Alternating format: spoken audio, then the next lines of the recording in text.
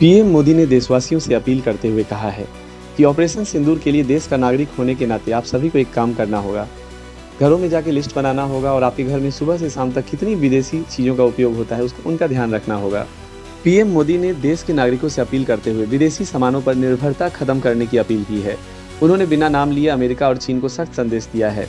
उन्होंने कहा कि ऑपरेशन सिंदूर सिर्फ सैन्य बल के भरोसे नहीं बल्कि इसमें जनबल की भागीदारी भी जरूरी है। पीएम मोदी ने कहा 2047 तक विकसित भारत बनाने और अर्थव्यवस्था को तत्काल 4 से 3 नंबर पर ले जाने के लिए अब हम कोई विदेशी चीज का इस्तेमाल नहीं करेंगे। हमें गांव-गांव व्यापारियों को शपथ दिलवानी होगी कि विदेशी सामानों से कितना भी मुनाफा क्यों न हो, कोई भी विदेशी चीज नहीं बेचेंगे। दिल्ली में कोरोना के एक्टिव मामलों की संख्या 100 के पार पहुंच गई है और दिल्ली की मुख्यमंत्री रेखा गुप्ता ने स्थिति को नियंत्रण में बताया है। उन्होंने कोविड को एक मौसमी फ्लू की तरह एक सामान्य वायरल संक्रमण करार दिया और लोगों से घबराने की बजाय सतर्क रहने की अपील की है। मुख्यमंत्री रेखा गुप्ता ने कहा कि कोविड अब एक अलार्मिंग या आपातकालीन स्थिति नहीं है, यह एक सामान्य वायरल संक्रमण की तरह है जैसे जुकाम और खांसी होती है। उन्होंने लोगों से अपील की कि वो घबराए नहीं और कोविड को समझदारी से काम लें, क्योंकि अस्पताल पूरी तरह से सतर्क है और स्थिति नियंत्रण में है। मायावती किसी भी तरीके से बीजेपी से लाभान्वित होती दिखाई नहीं देना चाहती हैं। यही वजह है कि भतीजे आकाश आनंद की वाई कैटेगरी सिक्योरिटी वापस होने के बाद भी मायावती ने सुरक्षा के लिए कोई बात नहीं कही और अब अपना दिल्ली स्थित 35 लोधी रोड का सरकारी बंगला भी वापस कर दिया है। सूत्रों के मुताबिक वजह सुरक्षा के कारण जरूर दिए गए हैं, लेकिन पार्टी के अंदरूनी लोगों के अनुसार इसके पीछे वजह सियासी ही है। कांग्रेस पार्टी के बड़े नेता और गांधी परिवार के करीबी इमरान मसूद ने बसपा प्रमुख को कांग्रेस के साथ आने का न्योता दिया है। मायावती ने हमेशा से कांग्रेस के साथ गठबंधन से इनकार किया है, लेकिन जिस तरीके से सपा और कांग्रेस के गठबंधन में तकरार बढ़ती जा रही है, यह यूपी में एक नई सियासत की ओर इशारा कर रही है। कर्नाटक के मुख्यमंत्री सिद्धारमैया ने भाजपा विधान परिषद सदस्य एमएलसी एन रवि कुमार द्वारा कलबुर्गी की डिप्टी कमिश्नर फौजिया तरन्नुम के खिलाफ की गई पाकिस्तान संबंधी टिप्पणी की कड़ी निंदा की है। उन्होंने इस बयान को समाज में दुश्मनी फैलाने की कोशिश करार दिया है। मुख्यमंत्री का यह बयान उस एफआईआर के बाद आया है जो रवि कुमार के खिलाफ 24 मई को भाजपा की रैली के दौरान की गई टिप्पणी पर दर्ज की गई थी। भाजपा की कलबुर्गी चलो रैली में रवि कुमार ने कहा था, मुझे नहीं पता कि डीसी मैडम पाकिस्तान से आई हैं या यहाँ की आईएएस अधिकारी हैं। उन्होंने यह भी आरोप लगाया कि डिप्टी कमिश्नर कांग्रेस सरकार के प्रभाव में काम कर रही हैं और कार्यालय की स्वतंत्रता खत्म हो चुकी है। इस पर मुख्यमंत्री सिद्धारमैया ने कहा, यह बयान सिर्फ समाज में नफरत फैलाने के लिए है। मैं इसकी कड़ी निंदा करता हूँ। प्रगतिशील संगठनों और सिविल सोसाइटी ने इसे अपमानजनक और सांप्रदायिक करार देते हुए कार्रवाई की मांग की है।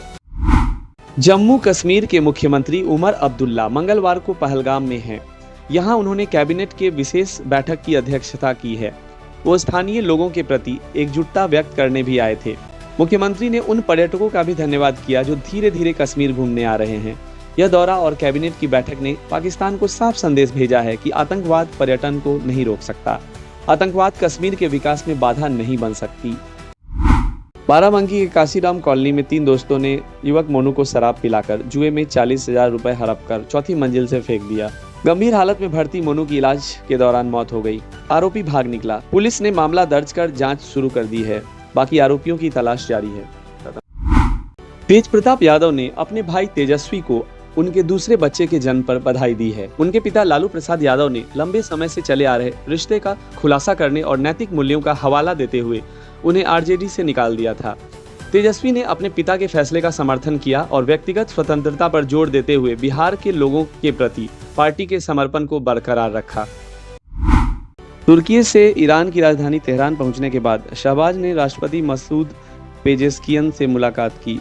बाद में संयुक्त संवाददाता सम्मेलन में शहबाज ने कहा, वह शांति की खातिर भारत से बातचीत को तैयार हैं। साथ ही भारत द्वारा युद्ध का रास्ता चुनने पर जवाबी कार्रवाई की धमकी भी दी। शहबाज ने कहा, अगर वे आक्रामक बने रहना चाहते हैं तो हम अपने क्षेत्र की रक्षा करेंगे, जैसा हमने कुछ दिन पहले किया है। लेकिन अगर वे शांति के मेरे प्रस्ताव को स्वीकार करते हैं तो हम दिखाएंगे कि वास्तव में गंभीरता ईमानदारी से शांति चाहते हैं। शहबाज ने दावा किया कि भारत के साथ 4 दिवसीय संघर्ष में पाकिस्तान विजयी रहा। चीन ने बेल्ट एंड रोड इनिशिएटिव के जरिए दुनिया के गरीब देशों को निशाना बनाया है। उसने गरीब देशों को अपने कर्ज जाल में फंसा लिया है और अब इन देशों पर अरबों डॉलर कर्ज देने का दबाव बढ़ता जा रहा है। एक नई रिपोर्ट में चेतावनी दी गई है कि चीन ने गरीब और कमजोर देशों को इतना कर्ज दे दिया है कि वो कर्ज चुकाने का भारी दबाव झेल रहे हैं। दुनिया के 75 सबसे गरीब देश चीन के कर्ज तले दबे हैं और इस साल कर्ज की किस्त के रूप में उन्हें ढेरों पैसे चुकाने हैं। बॉलीवुड अभिनेता अक्षय कुमार ने आखिरकार परेश रावल के साथ चल रहे विवाद पर प्रतिक्रिया दी है। परेश रावल ने हेरा फेरी 3 में अचानक बाहर निकलने का फैसला किया, जबकि निर्देशक प्रियदर्शन ने पहले उनकी वापसी की पुष्टि की थी। अक्षय कुमार ने हाल ही में फिल्म हाउसफुल 5 के ट्रेलर लॉन्च के मौके पर कहा कि यह एक गंभीर मामला है और इसे कोर्ट में सुलझाया जाएगा। उन्होंने कहा, मैं 30 सालों से परेश जी के साथ काम कर रहा हूँ।